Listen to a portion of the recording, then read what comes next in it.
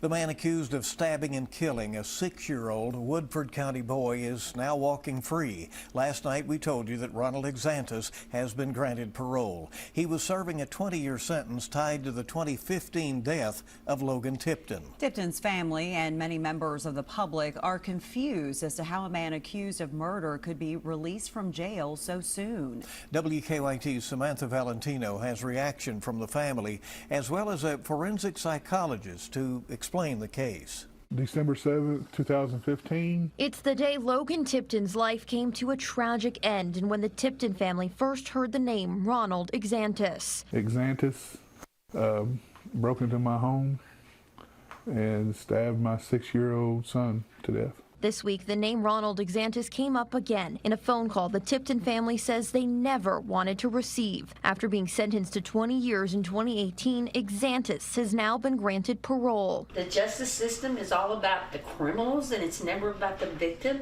My grandson was just 6 years old. He never got to grow up, they didn't give him justice. While this tragedy happened in Woodford County, the trial was held here in Fayette County. It's where a jury found Ronald Exantus guilty but mentally ill of stabbing Logan Tipton's 2 sisters and his father, but not guilty by reason of insanity of murdering 6-year-old Logan. One of the hardest things I ever had to do in my life was come home and tell my kids that he was innocent from the murder.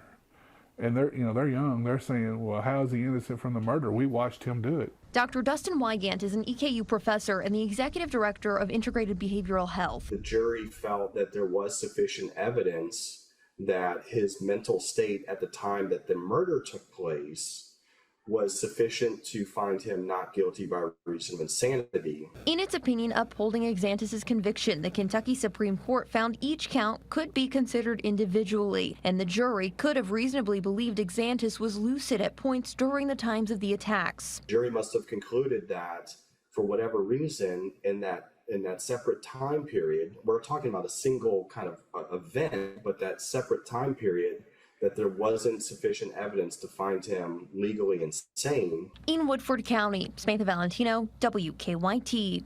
The Tipton family says they were notified that Exantus would serve 6 months of parole in Florida.